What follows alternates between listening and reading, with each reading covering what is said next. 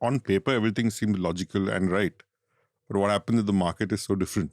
And I think that's a great example for us to take away that despite doing everything right, there is no perfect science to get this going. There isn't. And look, at the end of the day, there has to be a little bit of experimentation that I think needs to be there in the world of marketing and in the world of business. Right. Because you'll never have perfect information. And see, that's the other thing about this entire data world. There is no perfect science to it, in a sense, despite having all the data. So look, I think that's, at some level, this, there's an abundance of data that's supposedly there, right?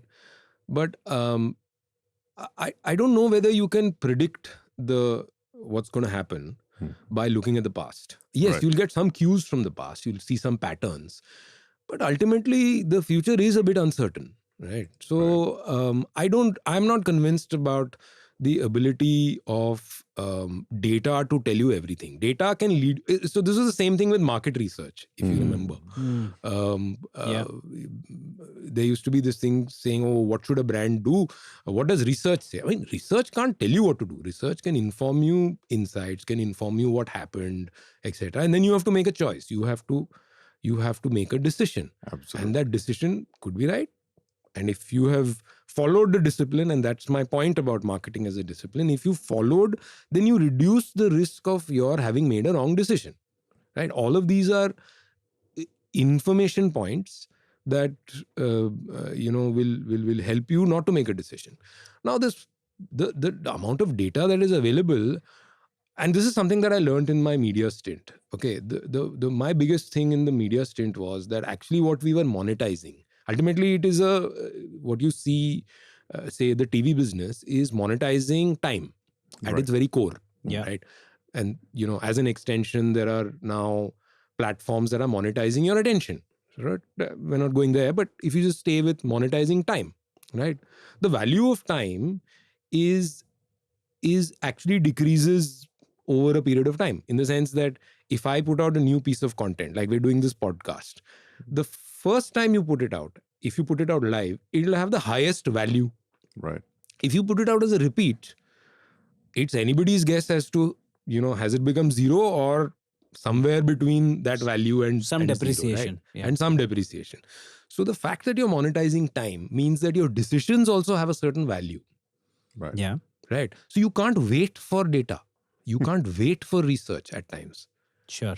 Right. For example, in the TV business, say you are telling a story, right? The story is being told by a storyteller. The storyteller is telling his or her story. Now, how do you know whether that is going to be successful or not successful? By the time you go select customers, go and talk to them, the time for making the decision is over. Correct. Right. Yeah. So therefore, it's very real time. That's why I said it's very fast moving, because you actually need to make a decision in the day or in that finite moment and then move on to the next thing. Right. Right. So again, there's so much data. Right. But you can keep inventing the fastest supercomputer, but you'll still not be able to get the answer, because it will not tell you it will not be able to tell you, what's going to happen in the future.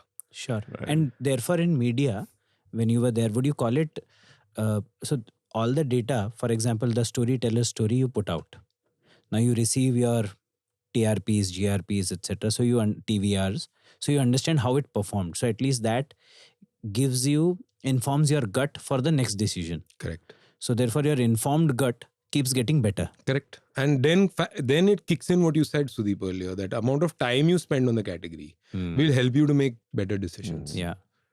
So actually, in my view, one of the big things that determines a person's success in business as well as marketing is actually the amount of time that you spend in that business, or, over time you'll get better. I have a question on this, Narayan, and many people talk to me about it, especially when we talk about careers. I know we are changing track a bit, but Sure. I thought it is relevant at this stage. So there is time that you spend practicing a discipline like marketing, then time that you spend in a particular category or a business.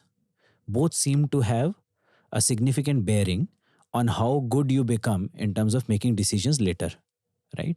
So therefore, now in today's day and age, when people change companies very fast, uh, should they therefore pay significant premium to the discipline that I'll stay in marketing, but I'll possibly experience it in various companies? Or should I build depth in one particular category and company and then... I would look again, and it's not a cop-out answer. I think it's a mix of both, right? So one thing is that I think we also have to face up to the fact that if you keep doing the same thing, there is a sense of ennui and boredom that comes in, and everybody wants. If when you're thinking of a career, you don't only think of a career in a particular function. You will say, oh, I need to do a stint in sales and marketing, then maybe I can do something else, and that's how careers are built. So you need to be open to that. So again, I wouldn't say that you need to only be in marketing in a category for a donkey's number of years and you'll become better at it. I think you also have to be a little cautious about the sort of sameness and the lack of variety, even if you're in the same company. Sure. I think it is something that we all operate in fairly high intense and energetic and very driven sort of workplaces, right? Yeah. And therefore, continuously doing one thing is a problem. I think it does tax you. So I'm not in favor of only staying in one function for a very long period of time. Sure. Having said that, I think definitely on the flip side, the more you do marketing, and when I say that, whether you do it in a company, in a category, or across categories, what you need to be wanting to learn is a framework with which you see the customer brand category interaction. And that's the framework that is transferable. The framework of how to sort of think about this relationship. And of course, it is different in different categories. But once you appreciate that this is the framework and you have the curiosity to dig deeper into it and be open to truly understanding and listening to what customers say and then basing your decision, then I think more and more variety will add different perspectives to you. Sure. But your core framework and your discipline remains the same. And that discipline and that framework comes with time. Yeah. So I would say you need to invest that, whether you call it formative, but you need that. Maybe somebody gets it in 12 months. Someone gets it in 18 months. Someone gets it in 24 months. I don't know that. So I'm not defining the time period. Yeah.